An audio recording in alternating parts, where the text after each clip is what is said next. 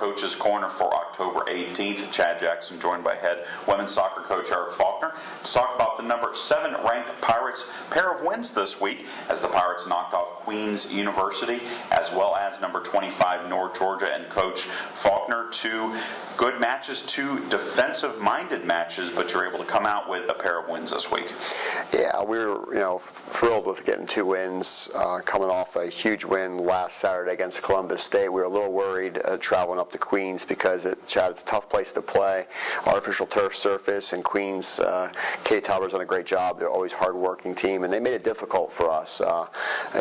Statistically, we outshot them, I think, 18-1, but it didn't seem like that kind of game. In the first half, we go into halftime 0-0.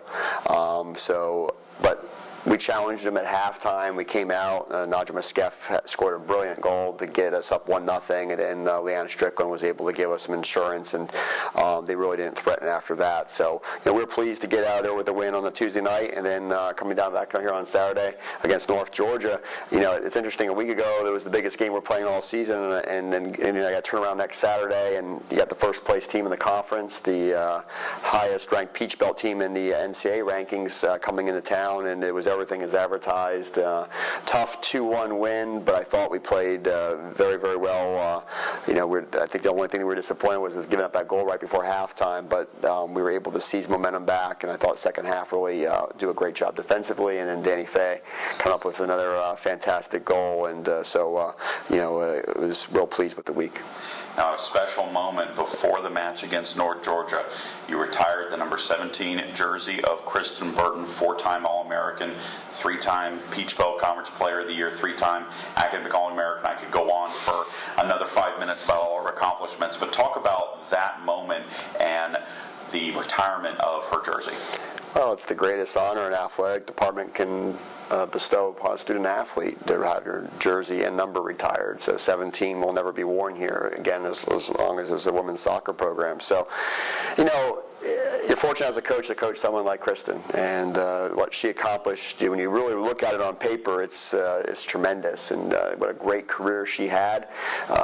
She's helped elevate this program, when we were just a struggling program in our second year, and brought us to prominence, and, is a huge part in our success this year, because without what she was able to do, and without the teams that she was on doing what they did, we wouldn't be able to attract the student athletes we're getting now, and so I know I was real pleased that we were able to do that for her and have her family come back to Savannah and see that. Now, let's take a moment to speak about the rankings, because in the coaches poll, we're ranked 7th, but the first NCAA region rankings came out, and Armstrong Atlantic was 3rd behind, as you mentioned, North Georgia as well as Belmont Abbey. And a lot of people, I don't think, understand the difference between the 2 polls. So talk a little bit about the coaches' national rankings versus the region rankings for the NCAA.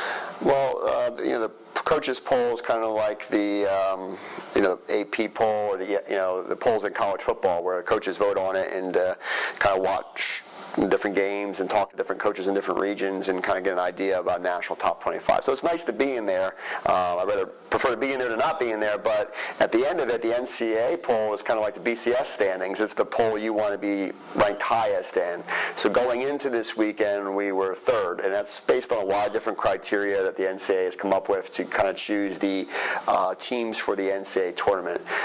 So 3rd's not a bad place to be in, but we like to get into that 1st or 2nd spot. So going into the conference tournament, you kind of feel a little bit more comfortable with that.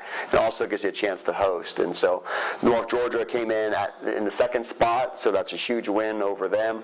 In this week, who knows where we may end up, but there's a lot of games to be played still. But that's the most important poll. That's the one at least I'm focused on. A lot of people are more focused on the national rankings and so forth, but the NCAA poll to me is the most important. Let's talk about your week of action coming up. You have 2 games this week, both Peach Belt Conference matches, and you'll actually finish out your conference schedule with another week left to play. So you could put yourself into first place or you could force some other teams to do some work while you sit back and watch, essentially. Yeah, we kind of approached this Saturday and this week ahead here as kind of like the conference tournament, so to speak. We talked about the Saturday's game being a quarterfinal, and then Wednesday's game being the semi, and hopefully, Saturday's game being the final. And we were able to win our quarterfinal match and going into a semifinal match with Flagler.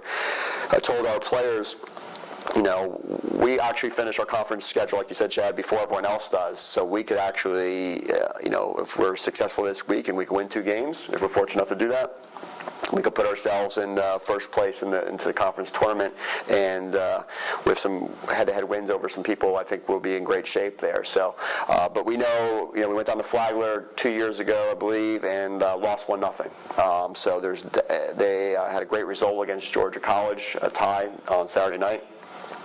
Teddy Meyer's team is very good defensively. They've been able to every game they've played this year is very, very tight. So that will not be easy at all. We know that. Hopefully we learned our lesson from a few years ago.